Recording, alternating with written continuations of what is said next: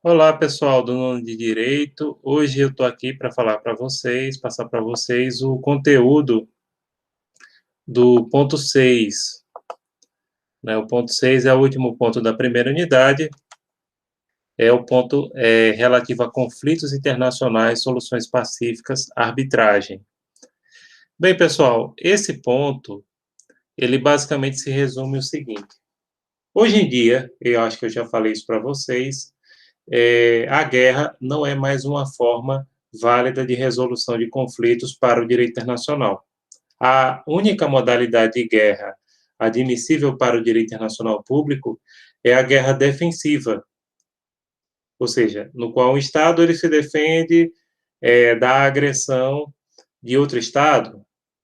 Então, hoje em dia, para resolver seus problemas, os Estados têm que buscar soluções pacíficas, como mediação, arbitragem, os tribunais internacionais, e é basicamente esse assunto que a gente vai falar hoje com vocês. Então, primeiramente, a gente vai falar sobre soluções diplomáticas. Soluções diplomáticas são aquelas, como o próprio nome indica, negociadas por diplomatas ou embaixadores dos estados em conflitos. Lembrando, diplomatas são os concursados. Embaixadores, cargo comissionado, pode ser diplomata de carreira ou não, né? Então, quais seriam as modalidades? Primeiro, a negociação direta. Na negociação direta, o conflito é resolvido através do trabalho dos diplomatas e embaixadores das partes envolvidas, sem interferência de terceiro. A negociação direta, pessoal, ela pode levar a 3 resultados. O primeiro é a transação, no qual prevalece uma solução de meio termo. Né? Nem fica prevalecendo a proposta inicial de um e nem a proposta inicial do outro. A segunda é a aquiescência, no qual se concorda com a proposta da outra parte. E a terceira é a desistência, no qual uma parte vence porque a outra desiste da pretensão inicial. A segunda modalidade é a realização de congressos e conferências. Nessa modalidade, pessoal, os congressos e conferências são reuniões destinadas à discussão de problemas internacionais, né? Geralmente o resultado é uma convenção, ou seja, um tratado multilateral. É mais comum, embora não exista só essa hipótese, de ver congressos e conferências após uma guerra, como, por exemplo, a Conferência de Versalhes, 1919, foi responsável pelo Tratado de Versalhes, que pôs fim à Primeira Guerra Mundial. Do mesmo jeito, a Conferência de Paris, 75, em relação à Guerra do Vietnã, né? E também outros problemas, por exemplo, a Conferência Eco 92, no Rio de Janeiro, em 1992, acho que pouquíssimos de vocês eram nascidos antes de 92, mas já ouviram falar, ela foi responsável pela Convenção das Nações Unidas sobre o Meio Ambiente e discutiu os problemas ambientais em geral. Bons ofícios. Nos bons ofícios, existe a participação de um terceiro. Esse terceiro, ele aproxima as partes em conflito. O bom oficiante, gente, ele não dá pitaco, não dá sugestões, ele não decide, ele só aproxima as partes em conflito. Um exemplo de bons ofícios que ocorreu há relativamente pouco tempo foi no governo Obama, nos Estados Unidos, finalzinho, assim que o Papa Francisco assumiu o papado, né? O Papa Francisco ofereceu os bons ofícios da Santa Sé para aproximar Estados Unidos e Cuba, e a partir daí passaram a funcionar a Embaixada dos Estados Unidos em Havana e a Embaixada Cubana de Washington. Então, ele só aproximou, né? O Papa aí só aproximou, ele não interferiu, ele não deu sugestões. O bom oficiante só junta as partes e manda ela conversar entre si. Mediação. Na mediação também há interferência de terceiro, porém o mediador ele pode dar sugestões de como resolver o conflito, ele faz recomendações. Então o mediador ele tem um papel mais ativo do que os bons ofícios. Aliás, eu não gosto de bizu de concurso, sempre falo isso, não porque eu tenho nada contra concurso, é porque não é o meu perfil. Já fui convidado para ensinar em cursinho de concurso, mas declinei do convite porque realmente não é minha praia. Mas pensei o seguinte: bons ofícios, mediação e arbitragem têm interferência de terceiro. O que diferencia é o grau de aprofundamento. Então, imagine o seguinte: Imagine uma pessoa que é amiga de um casal de namorados que vive brigando. Se essa pessoa fizer os bons ofícios, ela vai, por exemplo, marcar um lugar para eles se encontrarem, mas não fica nem ali, vai-se embora, marca um lugar para eles se encontrarem. Se ela for mediadora, ela fica ali dando sugestões, olha, vamos deixar disso, vamos fazer isso, ele ou ela vão deixar de fazer tal coisa, vão mudar. E se ela for árbitro, ela diz, vocês vão voltar, vocês vão acabar com essa briga, senão eu bato nos dois. Então percebam, né, o grau de aprofundamento. E as consultas? Consultas, pessoal, seria troca de pareceres diplomáticos. Porém, entre as partes, você não pede parecer a um terceiro, que aí já poderia ser considerada a mediação, né? Na consulta, primeiro, a consulta é um processo progressivo.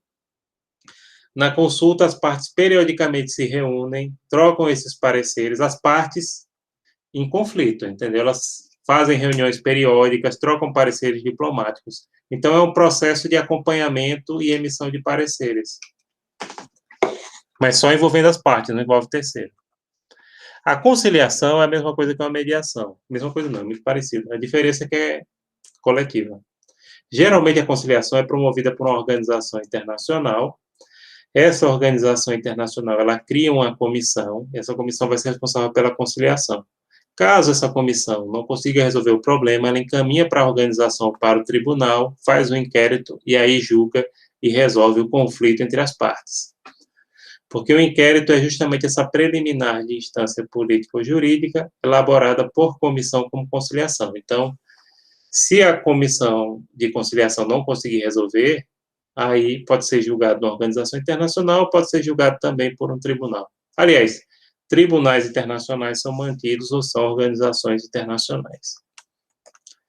Bem, pessoal, a outra modalidade de soluções pacíficas dos conflitos internacionais são as soluções políticas, que são aquelas adotadas pelas organizações internacionais.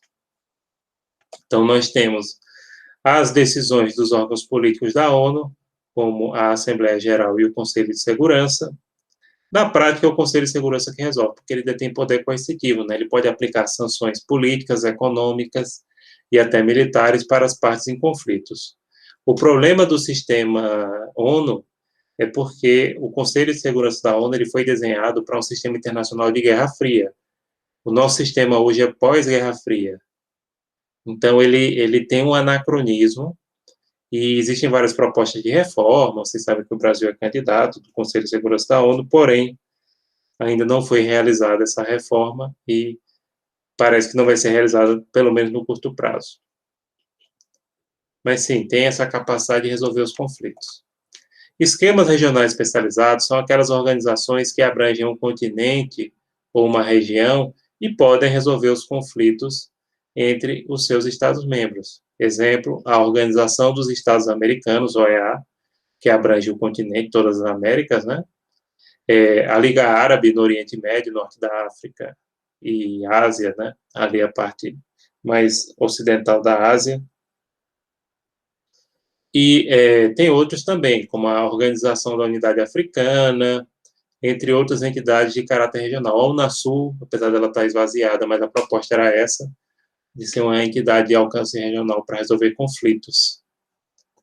E, por último, pessoal, nós temos organizações técnicas.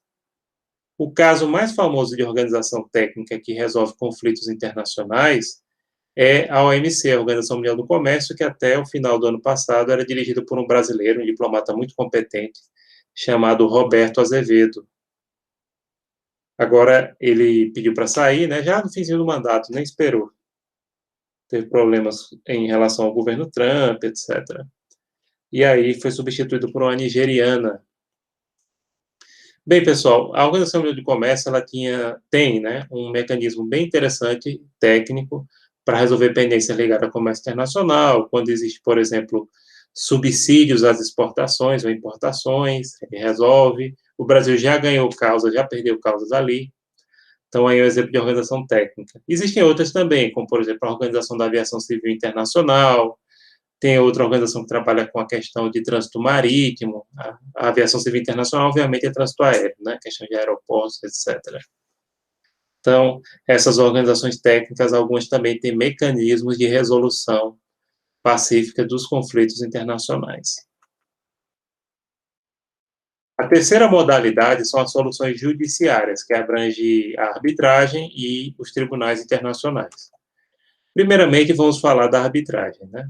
A arbitragem é uma jurisdição ad hoc, ela decorre de cláusula arbitral presente em tratados. A sentença arbitral possui natureza irrecorrível e vinculante, porém com carência de executoriedade. O árbitro deve ser indicado pelas partes em comum acordo. Gente, a arbitragem no direito internacional público é muito parecida com a arbitragem no direito nacional e no direito internacional privado.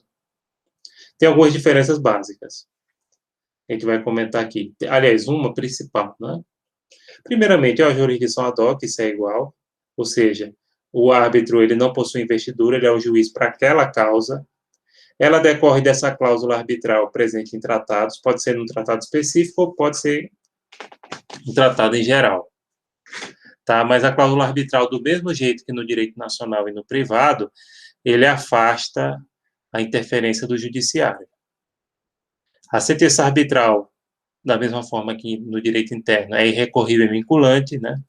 Porém, as partes podem rejeitar se de comum acordo. Agora, a principal diferença é que a sentença arbitral, ela não tem executoriedade no âmbito do direito internacional público. No âmbito do direito nacional e do direito internacional privado, a sentença arbitral é título executivo judicial, como vocês sabem, né? No direito internacional público, não. Por quê?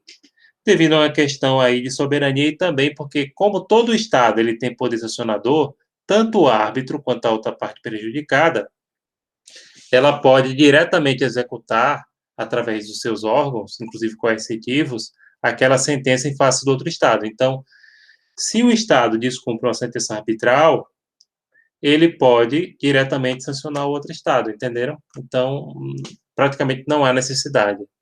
Claro, existem tribunais internacionais que a gente vai falar daqui a pouco, só que eles não aceitam executar sentença arbitral no âmbito do direito internacional público. No privado, sim. No privado é igual o direito nacional. E sim, como acontece no direito nacional e no privado, o árbitro é alguém de confiança das partes. No direito internacional público, geralmente o árbitro é outro Estado soberano, tá? Isso é extremamente comum, isso é uma coisa que existe desde a antiguidade. Precedentes históricos da arbitragem. A arbitragem existe desde a antiguidade, como eu falei aqui, a própria Bíblia menciona a arbitragem internacional. O rei Salomão resolvia as pendências entre os reinos vizinhos, né? A própria Bíblia fala isso já no Velho Testamento. O Brasil, historicamente, utilizou da arbitragem para resolver vários conflitos. Tem dois aqui que eu vou destacar para vocês. No caso do Amapá, que foi um conflito entre Brasil e França na relação às fronteiras do atual estado do Amapá e da Guiana Francesa, o árbitro foi o governo da Suíça que deu o ganho de causa ao Brasil. Né? Na questão de Palmas, Palmas não é no Tocantins, não. Esse Palmas aqui era aquela região que fica entre o Paraná e Santa Catarina, oeste do Paraná e Santa Catarina, para sair ali em Foz do Iguaçu, que era disputado pelo Brasil e a Argentina. O árbitro foi o governo dos Estados Unidos, inclusive a sentença arbitral foi feita pelo presidente na época, que era Grover Cleveland. Ele inclusive foi o que inaugurou a Estátua da Liberdade. Ele é professor de Direito Internacional Público da Universidade de Harvard. Ele mesmo fez a sentença também dando ganho de causa ao Brasil. Em todos esses casos, teve a atuação do Barão do Rio Branco, que é o grande patrono da diplomacia nacional, e hoje, com essa crise que o Ministério das Relações Exteriores está passando, essas críticas à atuação do chanceler Ernesto Araújo, a gente vê o quanto isso é um cenário que difere em relação ao legado do Barão do Rio Branco, que é o grande herói brasileiro, um dos grandes heróis brasileiros. Quase toda cidade no Brasil vai ter uma avenida Rio Branco, como Caruaru tem, ou uma praça, ou uma rua, né, como a gente vai falar no final, porque eu gosto de falar o seguinte: toda homenagem prestada ao Barão do Rio Branco é pouco. Daí eu vou explicar por quê. Que ele foi sempre, inclusive, uma pessoa que investiu nas soluções pacíficas dos conflitos, mesmo numa época onde a maioria dos países resolveu seus problemas através da guerra. Então, gente, só por isso ele já merece ser considerado um herói. Percebo que a maioria dos heróis são considerados soldados, sem querer desmerecer, até porque no momento a guerra é necessária, pode ser necessária para a defesa do país. Mas é interessante que a gente tenha um herói nacional que procurou sempre os mecanismos de resolução pacífica dos conflitos, sem dar um tiro, sem violar direitos de ninguém. Bom, existe uma corte permanente da arbitragem da ONU em Haia, né, que funciona inclusive no mesmo Palácio da Paz que o Tribunal, né, o Tribunal de Justiça, a Corte Internacional de Justiça, né, que é da ONU também. Lá existe uma lista de mais de 200 árbitros, inclusive Rezec. Rezec foi juiz lá em Haia, e depois que ele deixou, né, que tem mandato, daqui a pouco a gente vai falar sobre isso, ele assumiu um cargo de árbitro. Ele foi ministro do STF, foi ministro das Relações Exteriores aqui no Brasil, né? Tribunais ou cortes internacionais. É recente, data do século XX, enquanto que a arbitragem existe desde a antiguidade. Pioneira foi a Corte de Justiça Centro-Americana para os países da América Central. Gente, a arbitragem, como eu falei, é uma coisa que existe desde os tempos bíblicos, né? Já tribunais internacionais é muito recente, é uma coisa de mais ou menos 100 anos atrás, sendo essa corte aí para resolver, a Justiça Centro-Americana, para resolver conflitos entre os países da América Central, foi criada apenas em 1907, ou seja, pouco mais de 100 anos. A própria Corte Internacional de Justiça, ela funciona desde 1920, ou seja, 101 anos só. E por que se demorou tanto a criar tribunais internacionais? Por um motivo bem simples. Só foi possível criar tribunais internacionais quando a soberania se tornou relativa. No modelo de soberania absoluta do Estado westfaliano, não tinha como criar tribunais internacionais, porque se a soberania é absoluta, você não poderia admitir tribunais com jurisdição acima dos Estados. E essa realidade de soberania relativa é só do final do século XIX para cá. Bom, pessoal, o principal tribunal internacional que existem vários, viu? O próprio Mausolio, ele dá uma listagem de tribunais internacionais, se vocês olharem no livro dele. É a Corte Internacional de Justiça, CIJ, de Haia, instalada a partir de 1920, ela foi criada após as convenções de Haia de 1999 e 1907, e a partir de 1945 ela se tornou órgão da ONU, ela é o órgão judiciário da ONU. Bem, nas convenções de Haia, que eu já falei aqui sobre elas, quem representou o Brasil e muito bem representou foi Rui Barbosa. Inclusive, ele foi escolhido um dos primeiros juízes. Ele morreu, já estava velhinho, não chegou a tomar posse, e aí o Brasil mandou Epitácio Pessoa, que depois foi escolhido presidente, né, da República.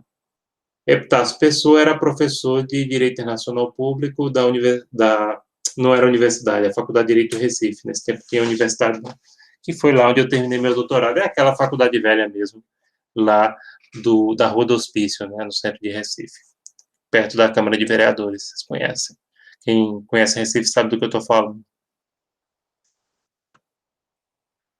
Bem, juízes da corte, total de 15, e vários brasileiros, só fazendo uma adenda aqui, já foram juízes lá. Então, José Sete Câmara, Filadélfia Azevedo, o próprio Francisco Rezec. Inclusive, gente, sobre esse assunto, leiam Rezec, porque ele traz a experiência de juiz da casa. E, atualmente, o professor Antônio Cansado Trindade. Existe um total de 15 juízes, eles têm mandato de 9 anos, como acontece com os tribunais superiores, dificilmente é vitalício, né, nos países europeus e tal. Tem direito a uma reeleição, eles são eleitos pela ONU, só pode haver um juiz por nacionalidade simultaneamente. Gente, os juízes da Corte Internacional de Justiça, cada país pode indicar 3 pessoas para a Assembleia Geral da ONU votar. Na última indicação que o Brasil fez e que se elegeu o Brasil indicou 2 pessoas, a ministra Ellen Grace, do STF, e o professor Antônio Cansado Trindade. Foi eleito Antônio Cansado Trindade. Por quê? Porque ele já tinha sido presidente da Corte Interamericana de Direitos Humanos. Ellen Grace era ministra do STF, mas não tinha experiência com o Tribunal Internacional, né?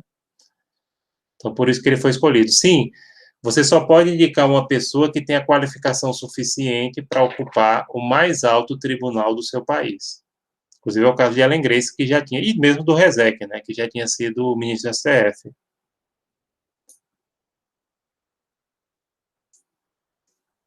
Porque só, e aí é aquele detalhe, só pode haver um juiz por nacionalidade simultaneamente. Mas se você pegar os 100 anos da corte, a maior parte dos períodos sempre teve algum brasileiro lá. A jurisdição da corte, primeiramente, é civil, gente. A penal é outra. Diz, não, o Tribunal de Haia, sim, a Corte Internacional, aliás, o Tribunal Penal Internacional funciona na mesma cidade, mas não é no mesmo prédio. Acho que até já funcionou no mesmo prédio, mas depois mudou. E não é essa. Essa aqui é civil. A jurisdição dela é contenciosa e consultiva. No âmbito contencioso, ela atende estados soberanos, exclusivamente. No âmbito consultivo, ela atende estados e organizações internacionais. Pessoas naturais ou pessoas jurídicas não têm legitimidade jurídica para ingressar com o processo diretamente na corte. Tem que fazer isso através do seu estado soberano, que é chamado de endosso isso, tá? Então, uma pessoa jurídica que queira processar outro estado, ou uma pessoa natural, tem que pedir ao seu estado para endossar, ou seja, para ingressar com a ação em nome da pessoa, para daí realmente conseguir ter acesso, mas diretamente não. Aliás, nem no polo passivo e nem no ativo. Os idiomas oficiais da corte são francês e inglês. Inclusive, um detalhe: se as partes não escolherem uma língua só, todo documento, toda juntada, qualquer requerimento tem que ser escrito nas duas línguas, tá? Mas pode escolher um idioma. Claro que a sentença vai sair nos dois, porque são os idiomas oficiais. Mas, imagine, todo requerimentozinho, toda juntada de documento tem que escrever em francês e inglês. Pode escolher um idioma, né? Desde que seja em comum acordo com as partes. Como é que existe a atuação, como é que é a atuação da corte? Primeiramente, existe o ajuizamento da petição inicial pelo Estado, paga as custas, são US$ 50.000. O outro pode contestar, recebe um prazo de contestação que eu não sei qual é o prazo. Sempre eu esqueço. Peço desculpas. Vocês podem pesquisar. Mausooli não fala, não. Nem Mausooli. Rezec, agora eu estou esquecido se ele fala.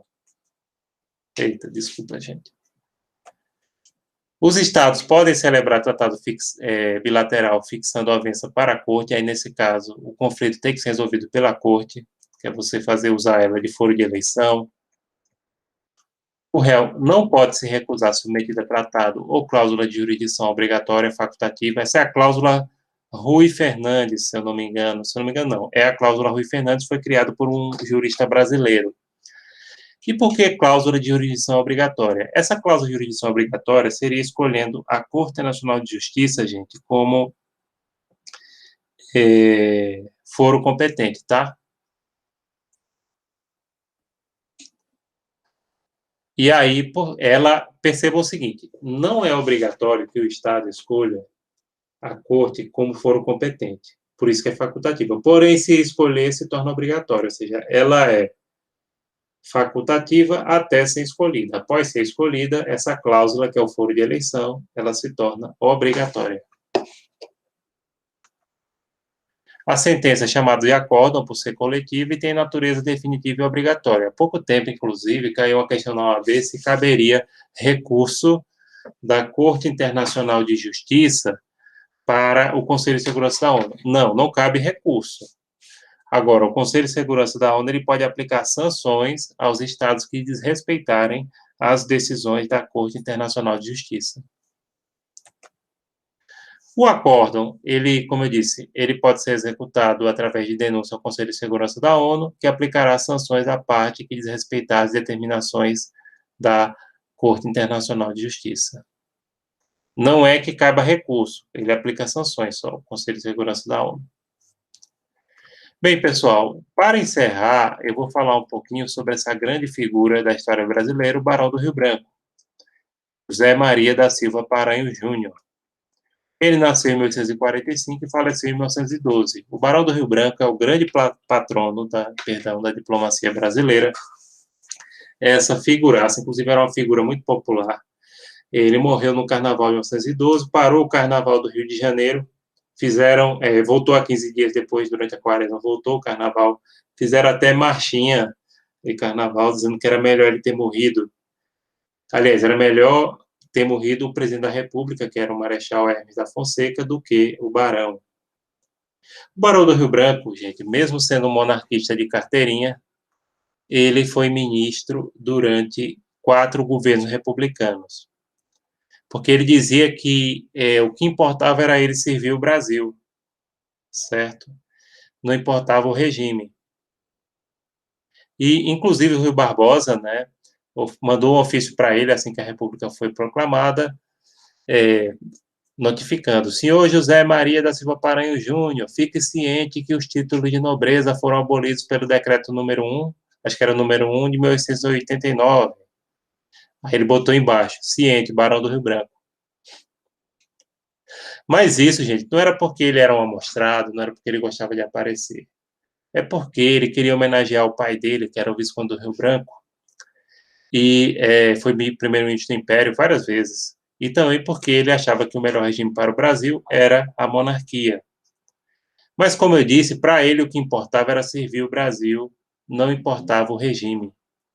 O Barão do Rio Branco, gente, ele conseguiu quase 1 milhão de quilômetros quadrados para o território brasileiro, que eram áreas de litígio, sem disparar nenhum tiro, só buscando as soluções pacíficas dos conflitos internacionais.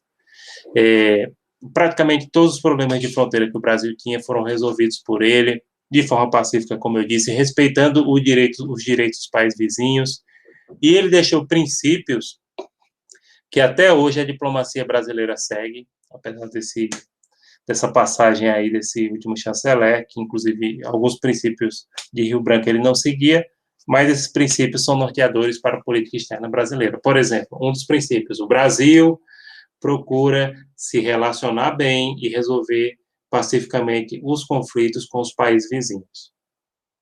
Primeiro ponto. Segundo ponto: os diplomatas brasileiros são selecionados através de um concurso público, no qual se dá primazia para a qualidade da formação do diplomata. Então, isso aí era outra preocupação que ele tinha, né? Essa questão da excelência na formação do diplomata brasileiro, que, via de regra, sempre foram muito bem respeitados no âmbito internacional. Então, esses são princípios que o Barão... outro: o Brasil sempre resolve pacificamente seus conflitos.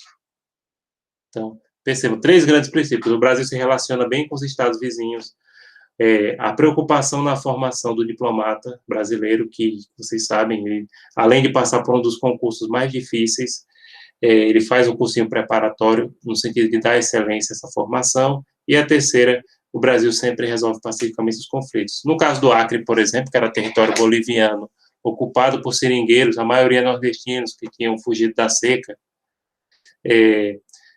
os seringueiros expulsaram o exército boliviano. Se, naquele tempo do Barão, as coisas se resolviam mais através de guerra, ele poderia mandar o exército brasileiro ocupar, mas o que ele fez? Ele negociou com a Bolívia, ele pagou a indenização, se comprometeu a, inclusive, uma construção de uma ferrovia, que não deu certo, mas ainda a culpa não era dele. Então, pessoal, toda homenagem para o Barão do Rio Branco e lembrança é pouco, e num país com pouca memória como o nosso, a gente precisa lembrar dele. O Barão do Rio Branco já foi homenageado várias vezes, inclusive em dinheiro, né, até hoje. A nota de 1.000 cruzeiros, que vocês podem ver aí na tela, que era da época que eu era criança, então tem a figura dele. Pedia dinheiro para a mãe, dá um barão, para comprar alguma coisa. Essa nota de 5 cruzeiros histórica, inclusive eu tenho dela, aliás, eu tenho das duas, né? Mas muito bonita, que parece até aquelas notas de dólar, tal, porque segue aquele estilo mais antigo, né?